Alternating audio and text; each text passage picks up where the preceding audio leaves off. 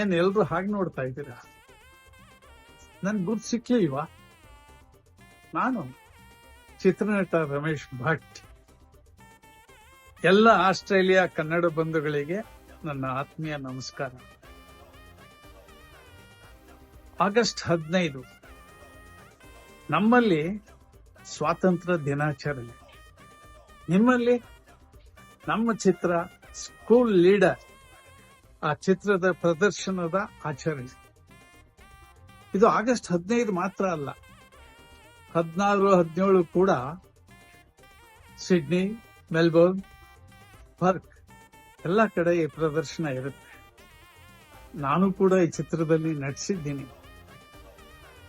ನಿಮ್ಮೆಲ್ಲರನ್ನ ಸ್ವಾಗತಿಸೋದಕ್ಕೆ ನಮ್ಮ ನಿರ್ಮಾಪಕರಾದ ಶ್ರೀ ಪೈ ಅವರು ಕಾಯ್ತಾ ಇರ್ತಾರೆ. ಬರ್ತೀರಲ್ಲ? ಬನ್ನಿ, ಸಿನಿಮಾ ನೋಡಿ ಎಂಜಾಯ್ ಮಾಡಿ. ನಮಸ್ಕಾರ.